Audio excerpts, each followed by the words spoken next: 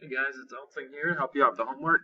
A couple practice problems. This first one, you have a radical on the bottom of a fraction. It's a denominator. That's a big no-no. The way we're going to cancel that out, you might think to square it, which is a good idea.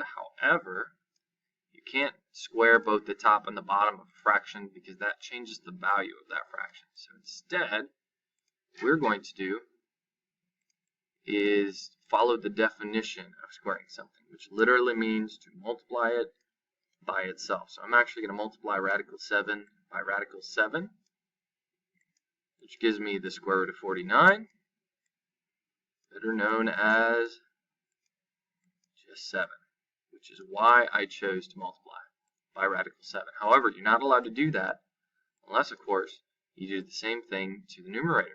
Now that I'm multiplying by radical 7 over radical 7, that's really just 1.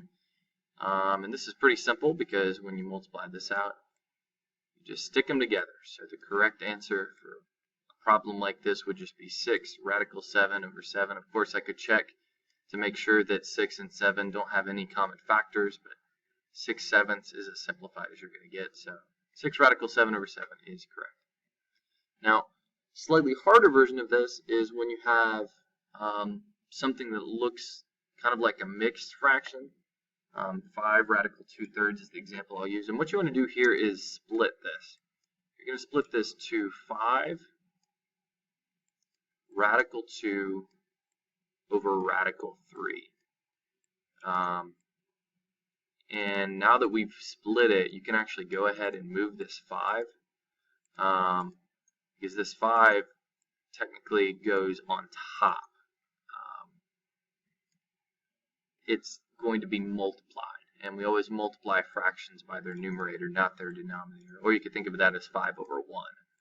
Anyway, so now I get 5 radical 2 over radical 3, which is something similar to the last problem, but not quite the same, but we will simplify it the same way. We're going to multiply by the rationalization of the denominator, radical 3 over radical 3. Again, the reason I'm choosing to do that is because I know radical 3 times radical 3 ends up giving me 9, square root of 9, which gives me 3 on bottom. But on top, I'm left with something new.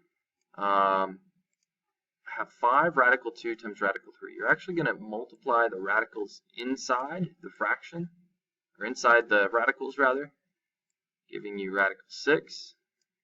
Again, there's nothing more to do to simplify this, so this is it. I encourage you to rewatch this, slow it down, see what I did at each step. Problems on the homework are just the same. Thanks, guys.